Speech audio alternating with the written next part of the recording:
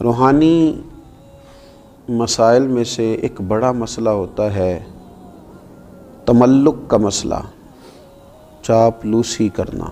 کسی بھی بلند مرتبہ شخصیت کو یا صاحب منصب کو دیکھ کر اس کی چاپلوسی کرنا، اس طرح عاجزی کرنا کہ اس سے اپنے مفادات نکلوائے جا سکیں، یہ ہمارے دور کا بڑا سلگتا ہوا مسئلہ ہے۔ ہمارے ہاں تو جو زیادہ اچھی وزارت لینا چاہے اس کے لیے زیادہ اچھا چاپلوس ہونا ضروری ہوتا ہے۔ حضرت سعدی شیرازی رحمۃ اللہ علیہ فرمایا کرتے تھے کہ لکڑی کو گھن کھاتا ہے، بڑے لوگوں کو چاپلوسی کھا جاتی ہے، خوشامد کھا جاتی ہے۔ چاپلوسی کرنا، جھوٹی تعریفیں کرنا، یہ روحانی مسائل میں سے ایک بڑا مسئلہ ہے۔ اللہ تبارک و تعالیٰ نے قرآن مجید میں منافقین کی ایک بات کا ذکر فرمایا۔ وَإِذَا قِيلَ لَهُمْ لَا تُفْسِدُوا فِي الْأَرْضِ، جب ان سے کہا جائے نا کہ زمین میں فساد نہ پھیلاؤ، قَالُوا إِنَّمَا نَحْنُ مُصْلِحُونَ، کہتے ہیں ہم تو سنوارنے والے ہیں، ہم تو صلح جو لوگ ہیں۔ حضرت صدر الافاضل رحمۃ اللہ تعالیٰ علیہ ارشاد فرماتے ہیں کہ کفار سے میل جول رکھنا، ان کی خاطر دین میں مداحنت کرنا، اہل باطل کی چاپلوسی کرنا، ان کی خوشی کے لیے صلح کل بن جانا، اظہار حق سے بچنا، یہی تو منافقین کا طریقہ ہے کہ مسلمانوں کے پاس آتے تھے تو ان کی خوشامد کرتے تھے، ادھر جاتے تھے تو ان کی خوشامد کرتے تھے، جب کہا جاتا تھا فساد نہ کرو تو کہتے ہم تو صلح کرنے والے ہیں، گویا دونوں گھروں کو راضی رکھنے والے ہیں۔ چاپلوسی کرنا، خوشامد کرنا اور ناجائز کرنا۔ اگر آپ کسی شخص کو اچھا جانتے ہیں تو اس کے لیے خیر کے جملے کہیں، لیکن اس کی پشت کے پیچھے بھی تو کہے جا سکتے ہیں۔ ہمارے زمانے کے اندر منہ پر تعریفوں کے لمبے پل ہیں، لمبی باتیں ہیں، لمبی تعریفیں ہیں، لیکن پشت کے پیچھے اللہ اکبر، یہ وہی لوگ ہیں جو سامنے بڑی تعریفیں کر رہے تھے، لیکن جب وہ شخص چلا گیا تو پھر ان کا ذوق ہی بدل گیا۔ تو یہ ایک بڑا عجیب مسئلہ ہے۔ یہ کون لوگ کرتے ہیں یہ کام؟ زیادہ تر یہ وہ لوگ کام کرتے ہیں جن کی طبیعت آرام پسند ہوتی ہے، خود محنت نہیں کرنا چاہتے، کسی کی چاپلوسی کر کے، کسی کی خوشامد کر کے اپنے معاملات زندگی چلانا چاہتے ہیں، خود مشقت کا رستہ اختیار نہیں کرتے۔ کچھ لوگ ایسے ہوتے ہیں جنہیں منصب چاہیے ہوتا ہے تو وہ کسی صاحب منصب کی اتنی رج کے تعریف کرتے ہیں، اتنا اس کے پیچھے چلتے ہیں، اتنا آگے لے جاتے ہیں، اس کی کسی غلطی کو غلطی ماننے کو تیار نہیں ہوتے۔ صرف اتنی بات ہوتی ہے کہ اس صاحب منصب کے ساتھ ملوں گا تو کوئی چھوٹا موٹا عہدہ مجھے بھی مل جائے گا۔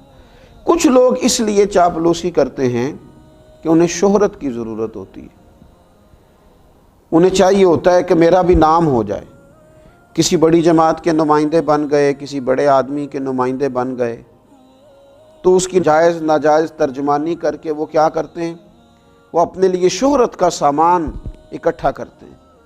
یہ لوگ ایسے ہوتے ہیں کہ جن کی پھر کوئی اپنی زندگی نہیں رہتی، کوئی اپنی شخصیت نہیں رہتی، کوئی ان کا اپنا وقار نہیں رہتا۔ ہاں، اگر تم نے تعریف کرنی ہے، اگر تم نے کوئی بات کرنی ہے تو رب رسول کی کرو، حضور کے صحابہ کی عظمت بیان کرو، نبی پاک کی اولاد پاک کا ذکر کرو، اولیاء اللہ کا ذکر کرو، دین اسلام کی تعریف کرو، دین کی حمایت کرو، دین کے بارے میں لوگوں کو آگاہی دو۔ اور پھر ڈھیر سارے لوگ ایسے ہوتے ہیں کہ جب وہ کسی کی تعریف کر رہے ہوتے ہیں تو پھر انہیں اس کی تنقید بھی کرنی پڑتی ہے اس پر جو اس کا مخالف ہوتا ہے، اس کے دشمنوں کے بارے میں انہیں برا رویہ بھی اختیار کرنا پڑتا ہے۔ اس کا لازمی نتیجہ یہ نکلتا ہے کہ پھر یہ عداوتیں پھیلاتے ہیں، نفرتیں پیدا کرتے ہیں، بہت سارا نقصان ان کی وجہ سے ہوتا ہے۔ بغض، کینہ، عداوت، ان چیزوں کو فروغ دینے میں یہ چاپلوس لوگ بڑا کردار ادا کرتے ہیں۔ تو اپنی زندگی میں بندہ وقار والا بنے۔ ہاں، کوئی شخص اگر صاحب کمال ہے، اس کی تعریف کی جائے، اس کے لیے خیر کا جملہ کہا جائے، لیکن اتنا جس حد تک کہ وہ ہے۔ بریلی شریف کے بہت بڑے بزرگ تھے، شیخ الحدیث حضرت مولانا تحسین رضا صاحب رحمۃ اللہ تعالی علیہ۔ مجھے کچھ ان پر لکھنے کا موقع مل رہا تھا تو میں نے لکھ دیا کہ حضرت تہجد کے وقت اٹھتے ہیں، تہجد پڑھتے ہیں، میری ان سے بڑی عقیدت تھی۔ تو حضرت صدر العلماء رحمۃ اللہ تعالیٰ علیہ مجھے فرمانے لگے، مجھے فون آیا ان کا، کہنے لگے میں تہجد کی نماز نہیں پڑھتا، میں رات کو دیر تک مجھے مطالعہ کرنا پڑتا ہے، صبح چونکہ مجھے اسباق پڑھانے ہوتے ہیں تو میں رات ہی کو کچھ نوافل ادا کر کے لیٹتا ہوں۔ الحمدللہ سالوں بیت گئے ہیں، فجر کی نماز تو کیا جماعت بھی میری کبھی قضا نہیں ہوئی، جماعت سے فجر پڑھتا ہوں، لیکن تہجد میں پابندی سے نہیں پڑھ پاتا، میں اٹھتا ہوں۔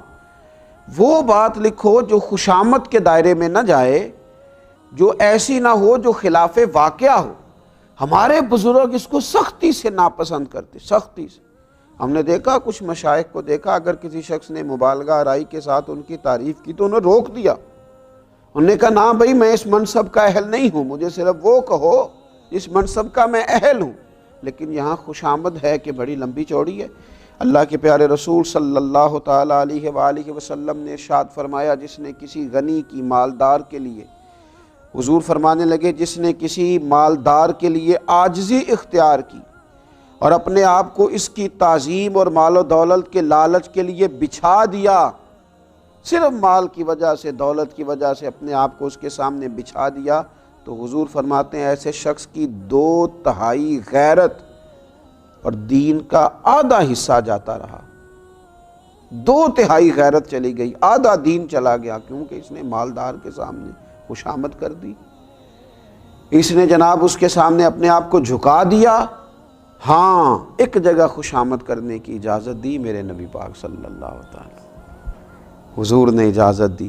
اللہ کے محبوب علیہ السلام فرمانے لگے، یہ بھی امام بہقی نے اس کو لکھا ہے، حضور علیہ السلام نے فرمایا خوشامد کرنا مومن کے اخلاق میں سے نہیں ہے، مگر علم حاصل کرنے کے لیے خوشامد کر سکتا ہے، اپنے اساتذہ کے لیے، اپنے مشائخ کے لیے، ان کی محبت میں کچھ ایسے کلمات کہہ سکتا ہے جس سے ان کا دل اس کی طرف مائل ہو اور اپنے سینے کے علوم سے اسے آگاہ کر دیں، یہاں وہ ایسے الفاظ اختیار کر سکتا ہے، ورنہ اسے خوشامد کی۔ ہمارے تو گھروں میں اس آدمی کی حکومت ہوتی ہے جو خوش آمدی ہوتا ہے، ہمارے تو علاقوں میں اس شخص کی حکومت ہوتی ہے جو خوش آمدی ہوتا ہے، تنظیموں میں، جماعتوں میں، اداروں میں، خانقاہوں میں خوش آمدیوں کے غلبے ہوتے ہیں۔ یاد رکھنا خوش آمدی پیچھے رہ جاتے ہیں اور کام کرنے والے آگے نکلتے ہیں، کام کو ہی دوام ہے، کام ہی ہمیشہ باقی رہتا ہے۔ خوش آمد نہ کریں،